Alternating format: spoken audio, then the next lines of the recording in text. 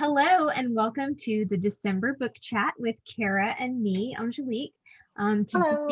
Hello. Today we are going to talk about each two books that we read in the last year that we really loved. I know there are a lot of end of the year recaps and year in review sort of things happening, and there are certainly a bunch of things like that happening on my blog this week too. My cat, Salahadin, he sometimes makes a cameo. But today we're just going to pick two books each to talk about that we liked a whole lot, and hopefully this dude will get out of the way. Yeah. So we've been talking about some of our favorite books of 2020. Obviously, this has been a difficult year for everyone. Everyone's had their own difficulties that they've gone through this year. And reading a really great story that just transports me away from all this has been a great escape and a great stress reliever. So was thinking about what to talk about today, and a couple of my favorite books that I've read this year that have been both a great escape and just a great relief from the tension. And I have not yet talked about Martha Wells and a number of her books that I have loved this year. So should I? I'll start. Yeah, go ahead. Give us one of those. We'll alternate. And then I want to hear from you. I read her Murderbot series of novellas, and she just came out with a novel, that full-length novel that finishes up the series. And then, let me pull up a picture. I will share the screen so you can see the first book in the series. It's Pet Central with us today. So I read these on my Kindle, so I don't have a physical copy of the book. In fact, I think we had All Systems Red, but we may have loaned it out. I didn't see it around here. But yes, so Murderbot is the main character, and it is told from their point of view.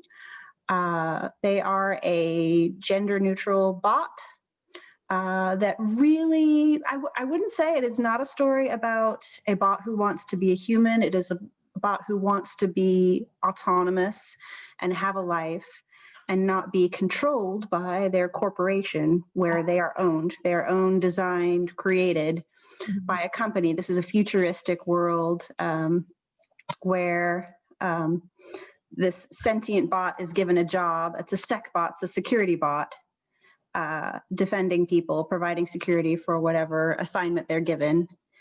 And they really just want to chill and watch their shows, really is what it comes down to. But this hilarious series of stories has a very serious plot line about some corporate espionage, and there's a lot of rescues and a lot of dramatic scenes involving spaceships and a lot of action. But it is at its core a heartwarming story about a bot and the humans that it becomes friends with. But it doesn't want to be a human. It wants to be a bot. Just not be told what to do, to be autonomous. Oh, well. And you even get to see some relationships between it and a spaceship, which is very unexpected.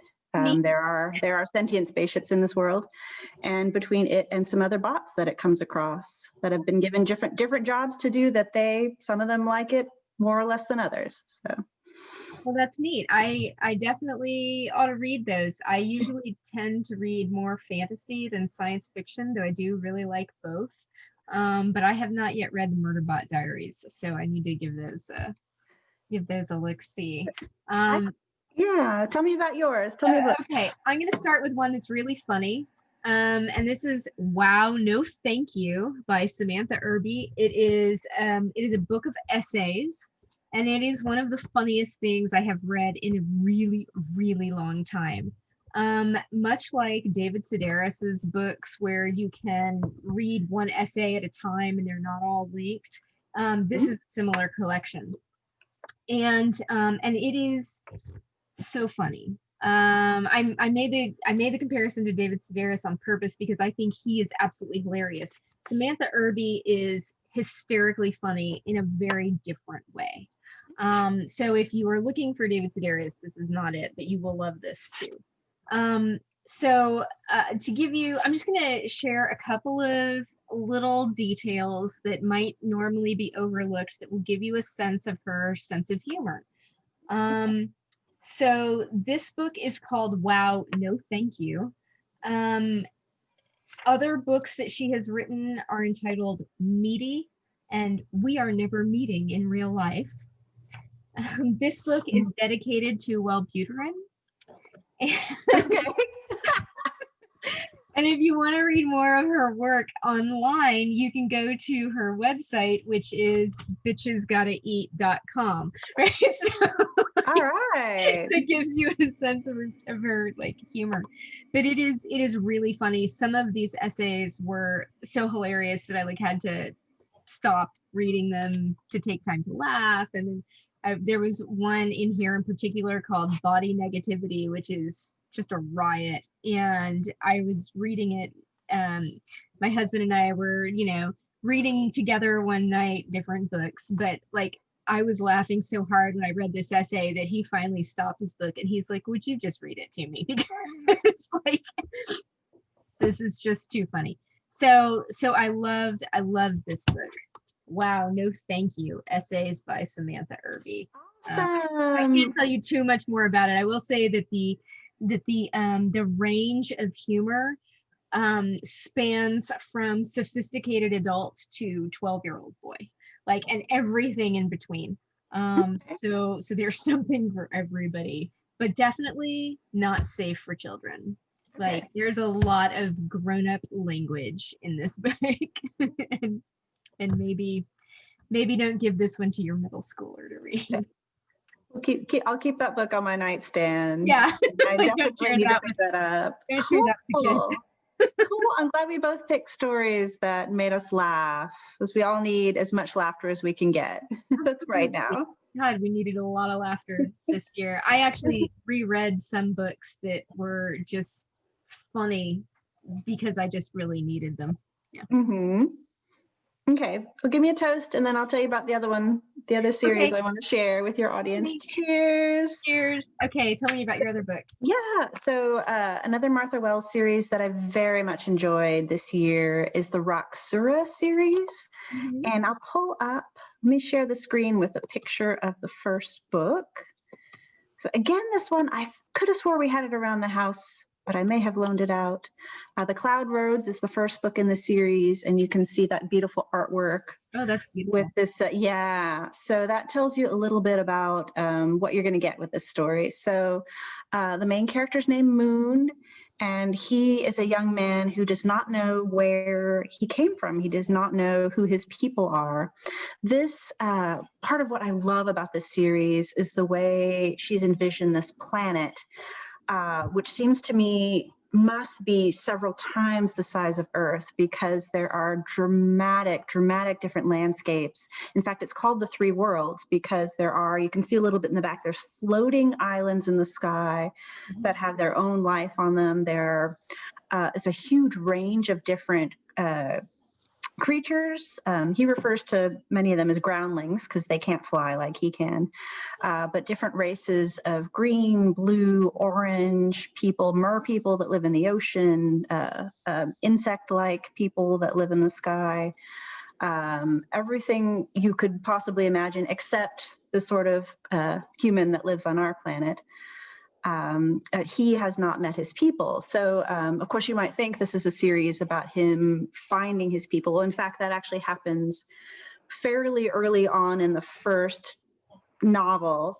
It's not a spoiler, but I won't say anything about who he meets or where he goes or what he ends up. It's really a story about him learning about his culture and his people, as well as everything that's going on in this planet with regard to stuff I can't actually say anything about without it being a spoiler, but a very rich epic fantasy with just incredibly developed stories and very powerful female characters too, very powerful women in his culture that he meets, that you get to know.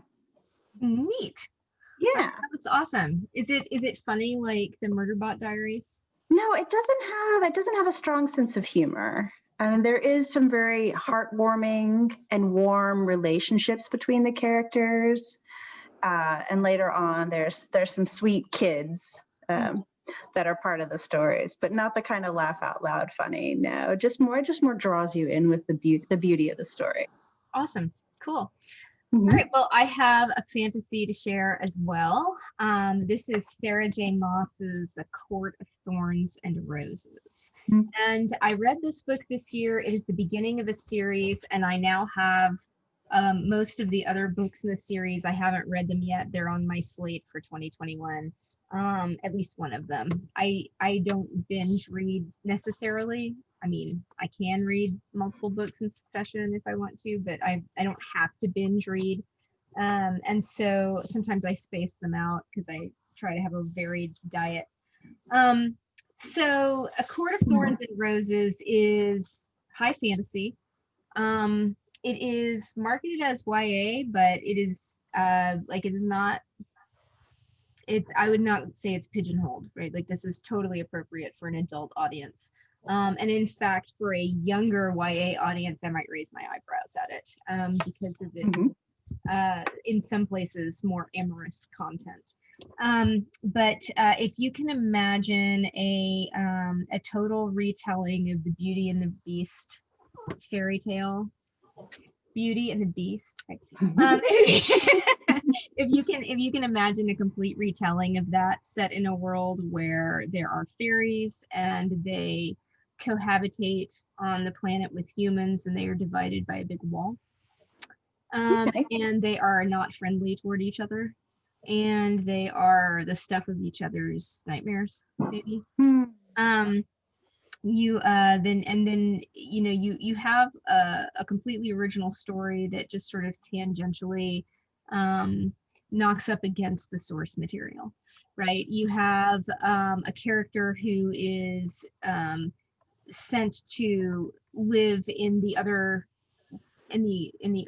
world, right? You have the main character, this woman here on the cover. She's human, and she is sent to go and live with the fairies as part of an unfortunate bargain that she makes to protect her family. So that's where it intersects with Beauty and the Beast, and then the creatures, the fae creatures are all cursed, right? They all have to wear these masks, which are magically welded to their faces, basically for most of the novel. I'm not going to tell you too much more about the details of the story because it'll give away too much of the plot. But if you aren't looking for the parallels between the original fairy tale and this story, you could miss them. Similarly to Naomi Novik's Uprooted being a Beauty and the Beast story. It is gorgeously written. It is a really compelling story. And it's one of the only books where not only did I stay up late to finish it, that's actually not unusual for me at all, but then I couldn't sleep for the rest of the night, like fretting about it, right? Like Wow. I was like, oh my God, I don't have the other book yet. And I literally stayed up. I finished reading the book probably 1:30 in the morning, and by 6 a.m. I was still awake. Thinking. So that was kind of an unusual experience for me. But it's a very, very good book. It has the added bonus of being in the genre that I write in, one of the genres that I write in. And so I'm just gonna call it research, right? Getting to know my genre. Because I love those completely reimagined fantasy stories that sort of tap into the cultural consciousness that a lot of us share in certain cultures, and kind of remaking it into something totally new. So I enjoyed that, and I'm looking forward to the next book in the series, and we'll see what happens with that.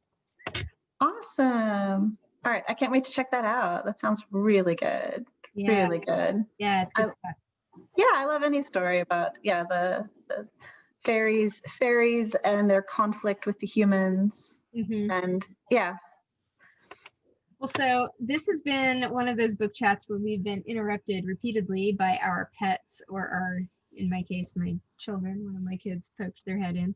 But otherwise, good stuff. Good chat. Yeah, I wish everyone happy holidays and a happy new year. Happy New Year. And I'm looking forward to reading more good books in 2021, as well as many other new and better things.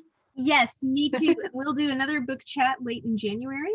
And in the meantime, those of you who take a look at my blog, and you're probably seeing this on my blog, in fact, I'll be doing my year in review posts this week, including the books I read in 2020.